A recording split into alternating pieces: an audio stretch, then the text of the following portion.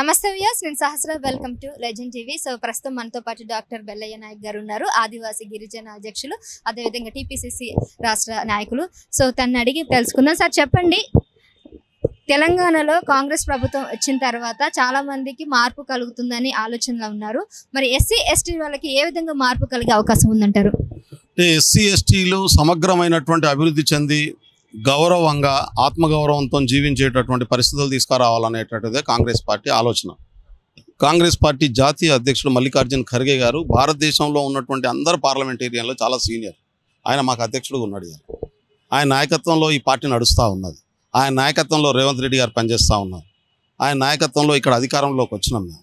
అందుకని ఇక్కడ deputy chief మినిస్టర్గా మేము పనిచేస్తున్నటువంటి బట్టి విక్రమార్క గారు ఒక దళితుడు, కానీ జనరల్ వాళ్ళతో సహా పోటీపడి పని చేయగలిగినటువంటి పరిస్థితి. మోస్ట్ సీనియర్ నాయకుడు అయినటువంటి దామోదర్ రాజనరసింహ గారు ఇవాళ ఆరోగ్య శాఖ మంత్రి గారు, ఉమ్మడి రాష్ట్రానికే డిప్యూటీ సీఎంగా పనిచేసినటువంటి వ్యక్తి, చాలా సీనియర్ నాయకుడు, దళిత కుటుంబంలో పుట్టించాడు. స్పీకర్ దళితుడు, మీరు చూశారు ఇవాళ ఎన్నిక జరిగినటువంటి ప్రసాద్ గారు. కాబట్టి ఇక్కడ అన్ని వర్గాలను రాజకీయ రంగంలో, విద్యా ఉద్యోగ రంగాల్లో, అన్ని రంగాల్లో సమానంగా తీసుకురావడం కోసం కాంగ్రెస్ పార్టీ పనిచేస్తుంది. రేవంత్ రెడ్డి గారు దానికి పనిచేస్తున్నటువంటి పరిస్థితి ఉంది. మేము ఎస్సీ ఎస్టీ డిక్లరేషన్ కూడా సపరేట్గా పెట్టినటువంటి పరిస్థితి ఏ పార్టీ పెట్టలే. మేము పెట్టాము, దాన్ని అమలు చేయబోతున్నాం. 25 లక్షల ఎకరాల భూములు గతంలో ఇందిరాగాంధీ గారు పేదలకు పంచారు. వాటికి ఇవాళ పూర్తి హక్కులు అసైన్డ్ పట్టాలు తీసేసి పూర్తి స్థాయి పట్టాలుగా మార్చేటటువంటి ప్రయత్నం జరుగుతూ ఉన్నది. తండాలని గూడాలని పంచాయతీలుగా చేసినాం.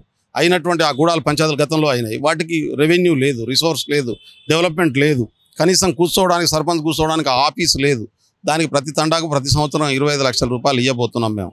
అదేవిధంగా భూము లేనటువంటి వాళ్ళకు ఆదుకోవడం, లోన్లు ఇవ్వడం, 10 లక్షల రూపాయలు, 12 లక్షల రూపాయలు, 12 లక్షలు ఒక్కొక్క దళితులకు గిరిజనులకు లోన్లు ఇచ్చేటటువంటి పద్ధతిలో పెట్టుకోబోతున్నాం. చదువుకుంటున్నటువంటి పిల్లలకు స్కాలర్షిప్లు ఇవాళ వాటిని కూడా రివ్యూ చేసి ఇలా పెరిగినటువంటి మార్కెట్ రేట్ అనుగుణంగా పెంచేటటువంటి అవకాశం ఉంది. కాబట్టి మహిళలకు కావచ్చు, విద్యార్థులకు కావచ్చు, వ్యవసాయం చేసేటటువంటి వాళ్ళకు కావచ్చు, భూములు లేనటువంటి వాళ్ళకు కావచ్చు, ఫారెస్ట్ భూములు దున్నుకుంటున్నటువంటి ట్రైబల్స్ కావచ్చు, 12 లక్షల ఎకరాలకు పట్టాలు ఇవ్వబోతున్నాం. సోనియా గాంధీ గారు తీసుకొచ్చారు ఫారెస్ట్ రైట్ యాక్ట్ను, అది ఇంప్లిమెంట్ చేయబోతున్నాం. ల్యాండ్ అక్విజిషన్ యాక్ట్ను మేము తీసుకొచ్చినాం. దాని తరపున చాలా దిక్కులలో మెడికల్ కాలేజ్ కడితే భూములన్నీ గుంజుకున్నారు పైసలు ఇవ్వకుండా గత ప్రభుత్వం. ఆ కాంపెన్సేషన్ మేము ఇవ్వబోతున్నాం. ఇవన్నీ కూడా ఈ వర్గాలకు అండగా నిలబడి సమగ్రంగా అభివృద్ధి చేసేటటువంటి పని కాంగ్రెస్ పార్టీ చేయబోతున్నది. 5 సంవత్సరాల్లో మీరు చూస్తారు. అయితే కాంగ్రెస్ ప్రభుత్వం ఒక దళితుడిని ముఖ్యమంత్రి చేస్తా అన్నట్టుగా ఆ మధ్యన వార్తలు వచ్చినాయి. అయితే బట్టి విక్రమార్కుడు గారిని చేస్తారు అన్నట్టు కూడా చెప్పారు. మరి ఎందుకు తప్పించి రేవంత్ రెడ్డి గారిని ముఖ్యమంత్రి చేయాల్సి వచ్చింది? దళితుడిని ముఖ్యమంత్రి చేస్తానని కాంగ్రెస్ ప్రభుత్వం ఎక్కడ చెప్పలేదమ్మా. ఆ రోజు ఉన్నటువంటి పరిస్థితుల్లో గెలిచినటువంటి ఎమ్మెల్యేలంతా కలిసి ఎవరిని ముఖ్యమంత్రిగా కావాలని చెప్పి కోరుకుంటారో వాళ్ళందరినీ చేస్తామని చెప్తారు. దళితుని ముఖ్యమంత్రి చేస్తానని చెప్పి 14 సంవత్సరాల ఎన్నికల్లో రాకముందు ఉద్యమంలో చెప్పి వాడుకున్నది కేసీఆర్ గారు. దళితుని ముఖ్యమంత్రి చేయకుండా ముఖ్యమంత్రి అయ్యే అవకాశం రాగానే అయ్యింది ఆయన. కాంగ్రెస్ పార్టీ కాదు. కాంగ్రెస్ పార్టీ ఏది చెప్పది చేసేస్తుంది అంతే. ఇప్పుడు పంజాబ్కు దళితుని సీఎం చేసినాం, చేస్తామని చెప్పినామా మేము? ఎన్నికల మేనిఫెస్టోలో పెట్టలేదే. మల్లికార్జున్ ఖర్గే గారు ఆల్ ఇండియా ప్రెసిడెంట్, చేస్తామని చెప్పినామా మేము? ఎలక్షన్స్ వచ్చినాయి, పార్టీ అందరూ కలిసి నిర్ణయం తీసుకున్నారు. ఖర్గే గారు సీనియర్, ఆయన ఉండాలనుకున్నాం, ఆయన ప్రెసిడెంట్గా చేసినాం. ఇవాళ డిప్యూటీ సీఎం దళితుని చేస్తామని చెప్పినాం మేము? చేయలేదు కదా, చెప్పలేదు కదా, చేసేసినాం. బట్టి గారు ఇవాళ ఈక్వల్ పొజిషన్లో ఉన్నారు కదా. కాబట్టి దళితులు కావచ్చు, గిరిజనులు కావచ్చు, బీసీలు కావచ్చు, మహిళలు కావచ్చు. మొదటి క్యాబినెట్లోనే 5 సంవత్సరాలు ఒక మహిళ కూడా లేకుండా క్యాబినెట్ నడిచిపోయింది కదా కేసీఆర్ గారిది. ఇగో 2 మహిళలు ఫస్ట్ ప్రమాణ స్వీకారంలోనే 2 మహిళలు ఇవాళ మంత్రులు అయినటువంటి పరిస్థితి. సీతక్క గారు, అదేవిధంగా మా వరంగల్ నుంచి కొండ సురేఖ గారు, 2 మహిళలు. మీరు చూడండి ఎట్లా ప్రాతినిధ్యం ఉన్నదో.